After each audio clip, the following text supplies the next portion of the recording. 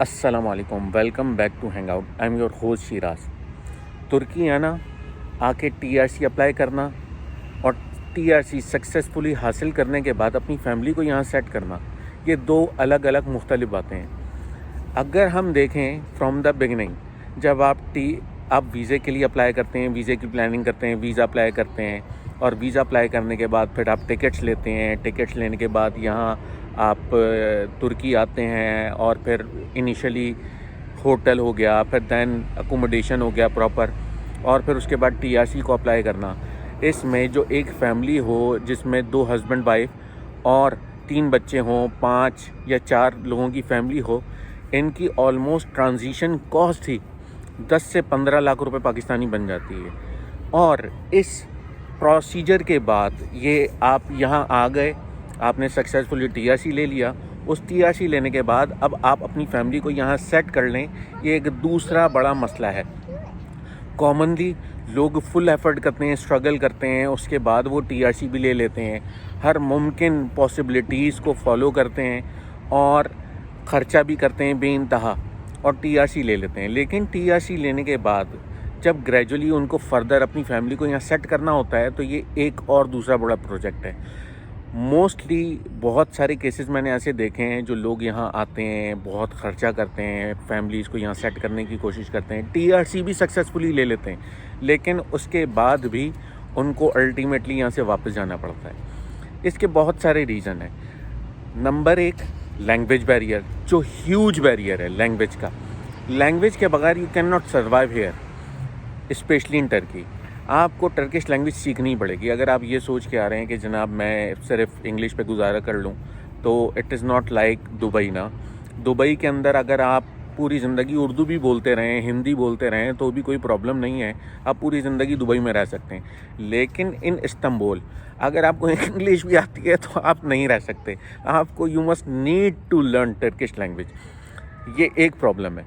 दूसरा प्रॉब्लम जो यहाँ पर है वो है एनवायरमेंटल इशू, कि जी एक नई जगह आए हैं आप, किसी शहर में अगर आप रहते हैं, उस शहर में एक मोहल्ले से दूसरे मोहल्ले में आप शिफ्ट होते हैं, तो भी आपको एक ये बड़ा प्रॉब्लम होता है कि आप नई जगह जब शिफ्ट होते हैं एक मोहल्ले में से दूसरे मोहल्ले में, तो भी आपको बहुत सारे प्रॉब्लम फेस करने पड़ते हैं। लेकिन जब आप एक कंट्री, एक कॉन्टिनेंट से दूसरे कॉन्टिनेंट में आप आ गए, तो बहुत सारे प्रॉब्लम होते हैं कि जी आपको लोकेशंस ही नहीं मालूम, आप अनअवेयर होते हैं कि जी कौन सा ऑफिस कहाँ है, कौन सा स्टोर कहाँ है, कहाँ से मुझे ग्रॉसरी मिलेगी, कहाँ से मुझे अपनी ज़िंदगी की मिसलिनियस चीज़ें मिलेंगी, मेडिकल्स के प्रोसीजर हैं, कौन सा हॉस्पिटल आपके लिए बेहतर है, किस तरह के आपने फॉलोअप्स करने हैं। ये सारी चीज़ें बहुत मुश्किल हो जाती हैं एक नए जगह पे आकर अपने आप को सेट करना। लैंग्वेज का बैरियर और लोकेशन की अनअवेयरनेस। इसके बाद जो तीसरा मेन प्रॉब्लम है वो कांस्टेंट फ्लो ऑफ रेवेन्यू है, जिसकी वजह से लोग इतने परेशान हो जाते हैं, इतने प्रॉब्लम में आ जाते हैं। क्योंकि जब आप यहाँ आते हैं तो आपकी इनिशियली ट्रांजिशन कॉस्ट ही 10-15 लाख रुपए पाकिस्तानी लग जाती है। Some time based upon your lifestyle it could cost you like $10,000, $20,000, up to $20,000 कि जी आप यहाँ आए और आके अपने सारे डॉक्यूमेंटेशन आपने प्रोसेस करवा दी और आपने सक्सेसफुली टीआरसी भी ले लिया। लेकिन अब उसके बाद आपको सेट होने के लिए लैंग्वेज का बड़ा मसला होता है। फिर आपको लोकेशन, एनवायरनमेंट, आप कौन से डिस्ट्रिक्ट में आप रहना चाहते हैं, किस जगह पे आपको रहना है, कहाँ आपने अपनी चीज़ों को सेट करना है, कहाँ अच्छे स्कूल हैं, कहाँ अच्छे हॉस्पिटल हैं। और स्पेशली अगर मैं इस्तांबुल की बात करूं, तो इस्तांबुल एक छोटा सिटी नहीं है। इस्तांबुल के एक कोने से दूसरे कोने तक जाने के लिए आपको 2.5-3 घंटे ट्रैवल करना पड़ता है, एक कोने से दूसरे कोने जाने के लिए। इट मीन्स कि अगर शहर के एक कोने पे आपको कोई काम है और आप दूसरे कोने पे रहते हैं, तो आपका पूरा दिन उसमें वेस्ट हो जाएगा। ये इतना एक्सपेंडेड है। अब आपकी बिज़नेस एक्टिविटीज़ क्या हैं, आपके प्लान्स क्या हैं, आपने कहाँ रहना है, आपने अपने प्लान्स को किस तरह एग्जीक्यूट करना है, आप यहाँ अपनी फैमिली को सेट करना है, फाइनेंशियली आपके पास क्या रिसोर्सेज हैं। अब कांस्टेंट फ्लो ऑफ रेवेन्यू जो तीसरा प्रॉब्लम है यहाँ पे, वो बहुत सारे लोग इस वजह से वापस चले जाते हैं कि यार उनके पास कांस्टेंट फ्लो ऑफ रेवेन्यू नहीं है। अगर आपके पास ऐसी सिचुएशन है कि आप बाहर से कमा रहे हैं या आपका बाहर से बिज़नेस है, तो एक ये होता है कि ठीक है, यहाँ जितने भी प्रॉब्लम आप फेस कर रहे हैं इन सारे प्रॉब्लम को आप बेयर कर सकते हैं, क्योंकि कॉन्स्टेंटली फ्लो ऑफ रेवेन्यू है। लेकिन अगर कॉन्स्टेंटली फ्लो ऑफ रेवेन्यू ना हो तो ये छोटे छोटे मसले या जो छोटे छोटे फैमिली में जो एक नई सेटलमेंट में जो आपको प्रॉब्लम आ रहे होते हैं, उनको भी बेयर करना मुश्किल हो जाता है। इन्वायरमेंट की अवेयरनेस और लैंग्वेज का बैरियर, ये तो एक अलग मसला है। उसमें भी ये होता है कि अगर आप किसी लैंग्वेज की सपोर्ट के लिए किसी से आप बात करते हैं कि यार मुझे आप किसी की हेल्प लेते हैं लैंग्वेज के बैरियर की वजह से, तो वो आपके थ्रू वो बंदा अपनी मदद कर रहा होता है, आपसे पैसे निकालना शुरू कर देता है कि यार ये तो मुझे जनाब एक मुर्गा मेरे हाथ लग गया है, चलो इससे मैं अब जितना पैसा कमा सकता हूँ कमाऊँ। तो यहाँ लोग ये काम बहुत करते हैं। दैन उसके अलावा जो लोकेशंस हैं, अब ऑलमोस्ट 39 डिस्ट्रिक्ट हैं इस्तांबुल के। अब 39 डिस्ट्रिक्ट में आप किस जगह रहना चाहते हैं, आपका बिज़नेस कैसा है, अगर आप यहाँ तुर्की आए हैं अपना बिज़नेस को सेट करना चाह रहे हैं, तो आपको एक ऐसी लोकेशन देखनी चाहिए जो कमर्शियल जोन के करीब हो। अब यहाँ जो एक तकसीम, अक्सराय, उस्कूदार, कदेकोय, ये मोस्टली जो है ये मोस्टली अस्सलाम वालेकुम। तो ये तकसीम, कदेकोय, उस्कूदार, ये सारे जितने भी हैं ये मोस्टली टूरिस्टिक लोकेशंस हैं। यहाँ पे आपको कमर्शियल ऑफिसेज नज़र आएंगे, आपको यहाँ पर बिज़नेस हब नज़र आएंगे, आपको यहाँ टूरिस्टिक प्लेसेस नज़र आएंगी। लेकिन रेजिडेंस जी नहीं। अब ये जितनी भी लोकेशन है, कदेकोय, उस्कूदार, तकसीम, फातेह, ये जहाँ पे ब्लू मॉस्क है, जहाँ पे चामिलिया जामी है, जहाँ पर ग्लाटा टावर है, ये सारे टूरिस्टिक प्लेसेस हैं।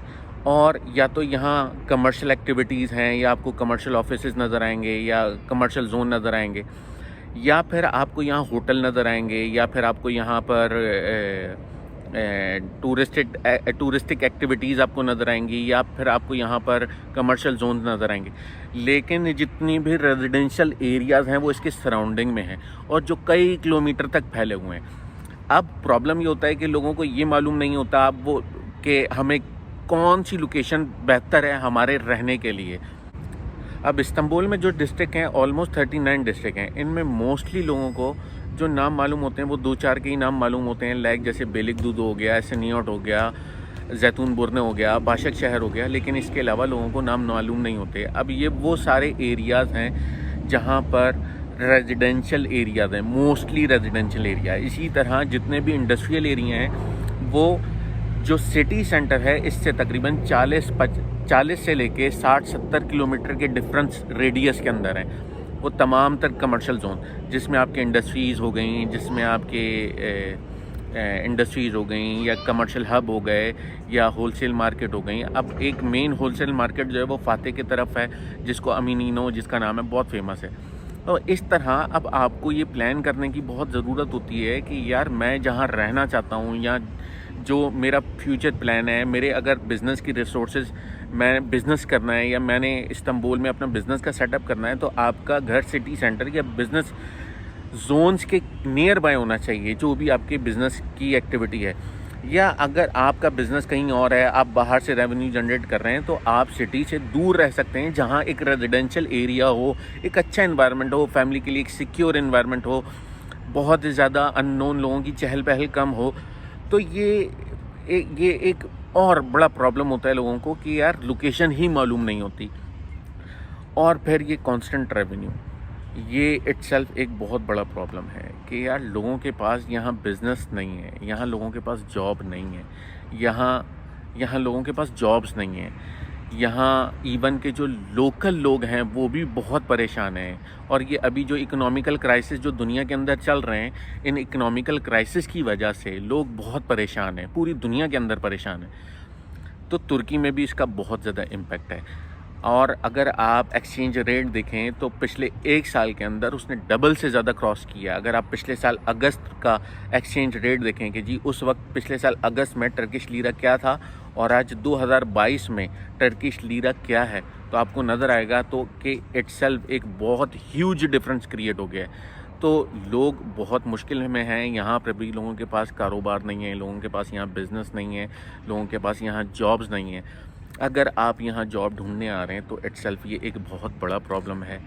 अपने अपने आप अच्छी तरह होमवर्क करें, अपनी फिजिबिलिटी एनालिसिस करें डिसीजन लेने से पहले। आप यहाँ आएँ, 15-20 हज़ार डॉलर खर्च कर दें, उसके बाद अल्टीमेटली आप यहाँ सेट ना हो सकें तो आप अपने पैसे को बचाएं। ऑलमोस्ट मैं हर वीडियो में यही कहता हूँ कि आप अपने पैसे को बचाएं। पैसा बहुत ज़रूरी आइटम है, हर मसले का हल नहीं है, लेकिन इससे बहुत सारे मसले हल होते हैं। तो अपने पैसों को बचाएं। अगर यहाँ आप आना चाहते हैं, अपनी फैमिली को सेट करना चाहते हैं, तो अपनी फिजिबिलिटी एनालिसिस करें। बाकी इस वीडियो के लिए इतना ही। अपनी दुआ में आप मुझे याद रखें। इंशाल्लाह मिलते हैं नेक्स्ट वीडियो में। तब तक के लिए अस्सलामु अलैकुम।